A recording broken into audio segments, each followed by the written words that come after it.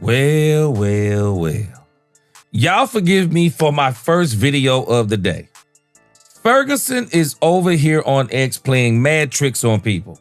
Ferguson is posting clips from last year, Dak Prescott to Brandon Cooks, saying that it's Dak Prescott to George Pickens. Let me just show you. He got me on this one. I told him he got me over here on X. Check this out.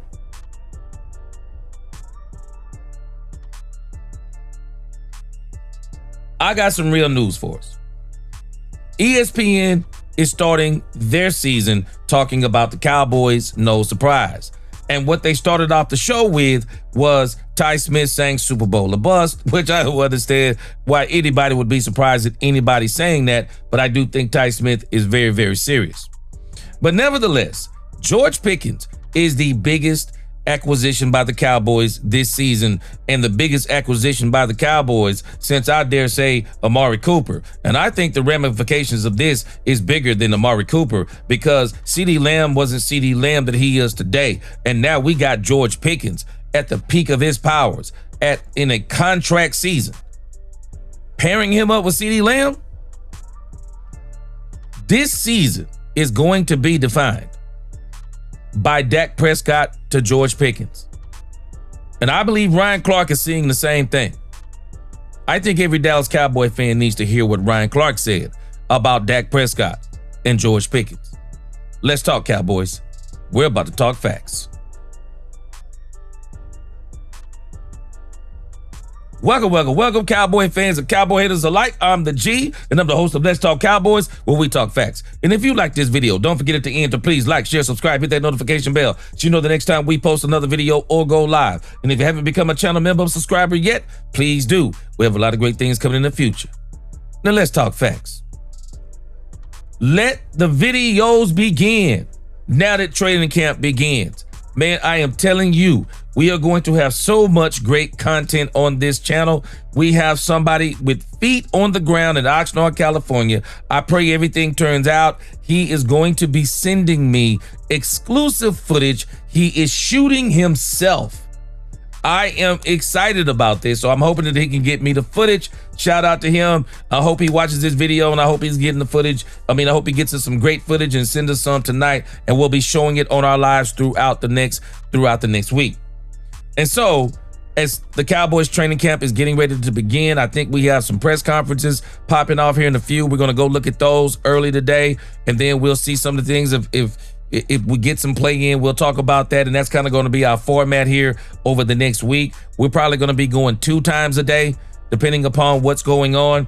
But we're going to be doing all things Cowboys coverage, and we're going to have a whole lot of videos in between. But nevertheless, I want to scoot you over here to ESPN so you can hear some of the things that Ryan Clark says about Dak Prescott and the Dallas Cowboys. And I think some of us are thinking some of these same things, and we ought to be excited about this thing with Dak Prescott and George Pickens. Let's roll it. Where is our Cowboys blue affinity for having a prognostication of positivity? Right? Because here's the thing. This is going to be the second best quarterback wide receiver duo in all of football. Joe Burrow, Chase, and Higgins will be number 1. Dak Prescott, George Pickens, and CeeDee Lamb will be number 2. You have CeeDee Lamb, who is a top 5 wide receiver based on production. And then you have George Pickens, who is a top 5 wide receiver based on what he left the hospital with. And now you couple those with Dak Prescott, who finished second in MVP voting 2 years ago, and a team that found a way to win 7 games last year with Cooper Rush and a defense that couldn't stop a nosebleed. I believe that this team has a chance to compete, but I think Dak Prescott shows us this year why he's the highest paid quarterback in the league. CeeDee Lamb shows that he's one of those ones, and George Pickens has something to prove. And everything that you're hearing out of that building is he's focused on being a better man away from the field. He's focused on maturing, but we know what he can do when you give him the ball in 50-50 opportunities. Is it over? Yeah, Dak Prescott, I am telling us. Dak Prescott, I think, is going to be incredible this season. For whatever reason, Dak Prescott coming off these injuries, I am telling you, Dak Prescott absolutely balls out. And I think Dak Prescott is going to ball out again. We already saw what he looked like in OTAs. He's pretty much been cleared for everything. I think he's going to get cleared for contact here pretty soon. And I think we're going to see Dak Prescott roll up into training camp this week. And I think Dak Prescott is going to have one of his best training camps of his life. And I think he's on his way to having one of the best seasons of his life.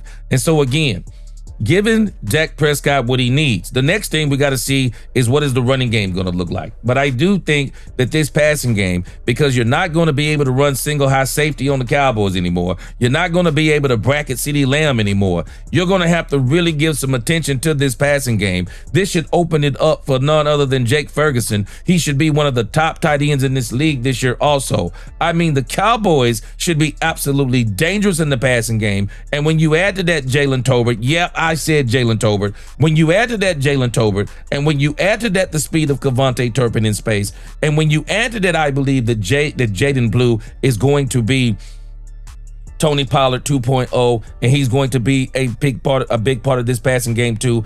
I think you have the recipe for the Dallas Cowboys having one of the most explosive offenses and one of the most explosive passing games throughout the NFL. George Pickens helped the Dallas Cowboys do that. But Ryan Clark isn't done. He has some more good things to say. Check this out. And the other thing is, too, you got to look at that wide receiver room. When you have someone like CeeDee Lamb, who is still a young football player, but who is ultimately talented, now there's a synergy between George Pickens and CeeDee Lamb. They'll think the same, but there's also going to be a level of respect that if CeeDee Lamb is having a day, I understand, I respect his talent, I respect the things he's accomplished. It's okay for the ball to go to him if he has the one-on-one matchup. And it's going to be the same for George Pickens coming from CeeDee Lamb. And I think that's that's so important to how they get along in that room, but also to George Pickens feeling like he's being seen throughout his tenure in Dallas. I'm going to call this elevation through alleviation. Yeah, you heard that from me first. Elevation through alleviation. What's going to make CeeDee Lamb so good this year is the fact that George Pickens is going to alleviate a lot of the double coverages off of him. Heck, even triple coverages. You know why George Pickens is going to be good? Because now he has CeeDee Lamb to alleviate some of the pressure off him so that he can get some one-on-ones. They are both going to open up each other's games in so many different ways because teams will basically have to choose the poison. Who are they going to double on which play? And if they double both of them, I feel sorry for them. But I've already told people, dominant players need good to great players around them to be able to dominate. And so now we're watching Dak Prescott. Dak Prescott has got more dominant players around him. He's going to dominate. He's got more great players around him. CeeDee Lamb, George Pickens, they both very dominant players. Elevation to alleviation. They're going to alleviate a lot of pressure off each other, and they're going to be fantastic. Let me let you hear the last thing Ryan Clark says, and then we're going to be done. I think we get into this thing where we are so down on the Dallas Cowboys right now because every time we're up on them, they let us down. Right. And I think we have to look at this team and some of the changes they've made. And I also think getting a guy like a Matt Eberflus is a huge thing. Yeah. Right? Yeah. Someone who understands defense, someone who understands how to make it tough and physical in the front line, which is something that they have been lacking. You add Kenneth Murray to the linebacking core. Now Michael Parsons doesn't have to get off of the ball. You can utilize him in the best way possible. I think this team is going to be more competitive than we've given them credit for throughout this offseason. Absolutely. I absolutely agree with Ryan Clark. The Cowboys are going to be way more dominant than most people think. They're going to be way better than most people think. And for all these people who keep talking about the Cowboys are third in the NFC East, I'm sorry, but you got to be smoking something. Dak Prescott was hurt last season. The Cowboys were on a lame duck season with Mike McCarthy and the entire coaching staff.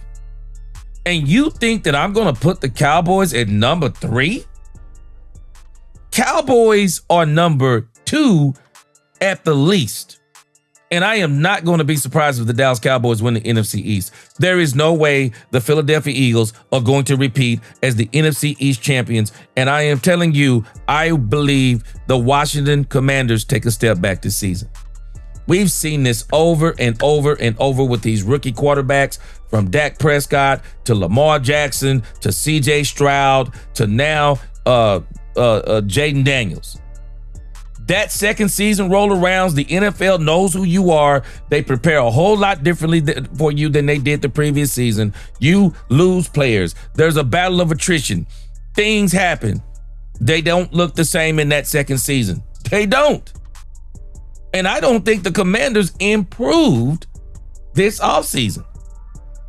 I can't remember any humongous moves they made that made anybody go, wow, the Commanders are even going to be that much more potent.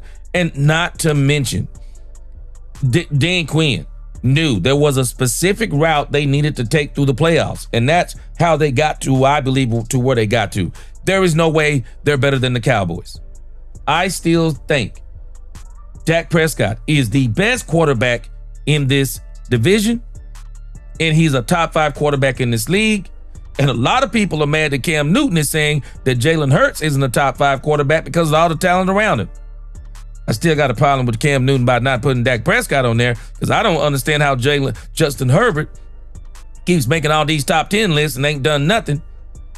And I don't see how in the world you put Baker Mayfield in the list and you don't put Dak Prescott. But I digress. Ryan Clark, I believe, is on point as it pertains to Dak Prescott, George Pickens, and the Dallas Cowboys. Y'all tell me what y'all think in the comments. Man, we getting ramped up for this day for the Dallas Cowboys. We got a whole lot of things to talk about. Training camp, press conferences, you name it. We're going to be talking about it. Tune in here for all things Cowboys. Hey, until the next time, TC4L, God bless. Let's talk Cowboys, where we talk facts. Peace.